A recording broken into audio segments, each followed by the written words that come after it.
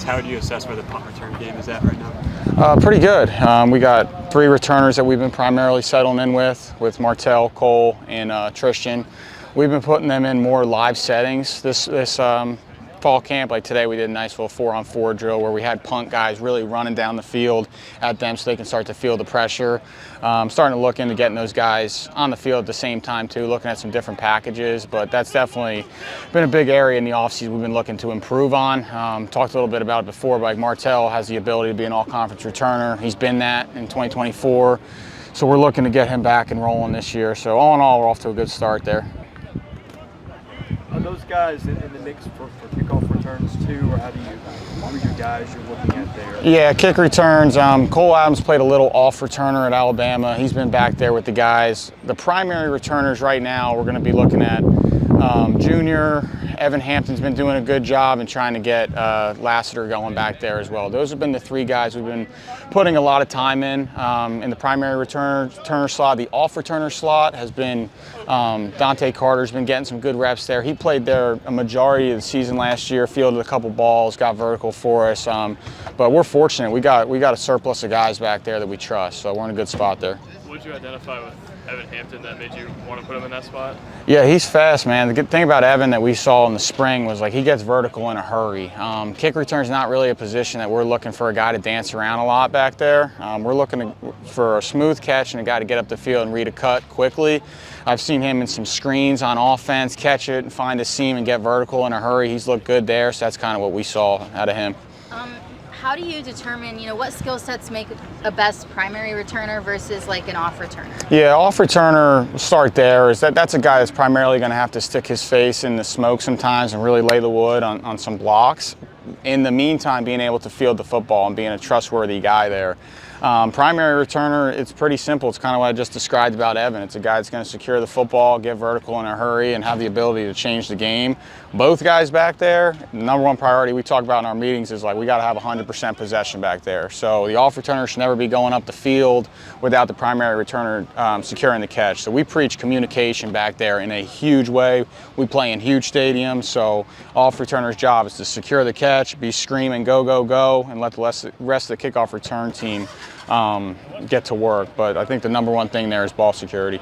How hard is it to communicate whenever everybody's so spaced out and you're in such these large stadiums? Sure, it's simply put, it's going to sound silly, but you just got to be loud. You got to be loud and assertive, and I think the biggest thing is not letting guys get away with it in practice, because you could play as much crowd noise as you want on the speakers and stuff getting ready for a game week, but you can't really simulate it. So we'll do it in the meetings too. Like we'll pause a clip and we'll have those guys scream as loud as they can, off returners, Dante Carter and those guys. And those guys are loud, powerful voices. We'll have them scream up at the meeting room. We have no problem with that, but they got to be loud to communicate.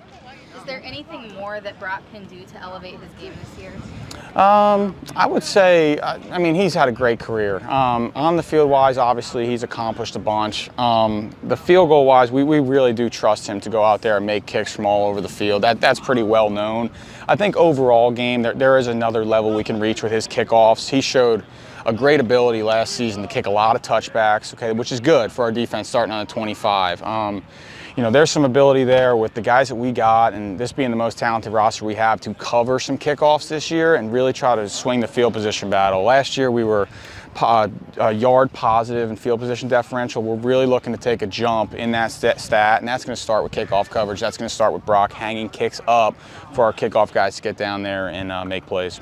You talked about a lot of guys that are going to be your main returners. Those guys also happen to be high up on the depth chart, sure, I would think, in their rooms on offense and defense. How do you negotiate that in terms of, obviously you want a Martell or a Cole because they're good players, yeah, and they're good in their role, but those guys also have big roles on offense, and Martell on defense too. Sure. Honestly, that comes from the head coach. When the head coach gives us the green light on that thing, everybody's kind of aligned. There's going to be weeks that go on where a guy may have something going on with his foot, right? So he can play on offense, he can give you 65 good snaps, but it might be best to get him off a kick return that week. So it is a little week-by-week basis with those guys that play a ton of snaps there, but that starts from the top down. Coach Lee wants to flip the game on special teams, wants to change the game. We got to play our best players on special teams and the guys that can make something happen with the ball in their hands.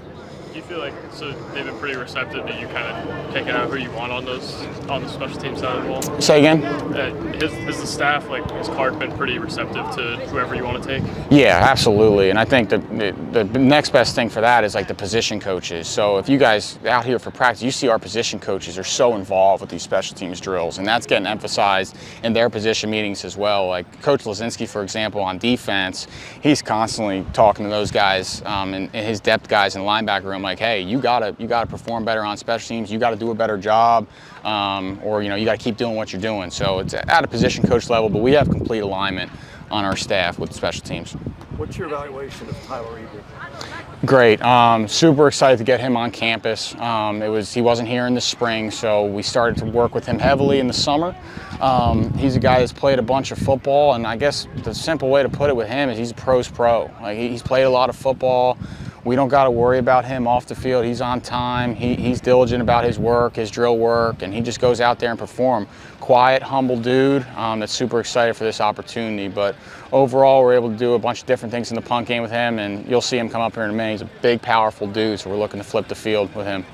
With them allowing you to kind of take who you want, does that indicate something about the program wanting to win the margin still? Oh, absolutely. That's a huge indication of the culture we got here. And there's really no pushback from coaches, from players, from guys that step on campus. Guys that step on campus from high school, they've never ran down on kickoff, right? So they sit in the room and they see Brian Longwell doing these kickoff drills and punt return drills, and they're like, holy crap, I gotta be doing that too. But I think that's more of just a program-wide culture thing. No matter what's asked for you, you got to get it done.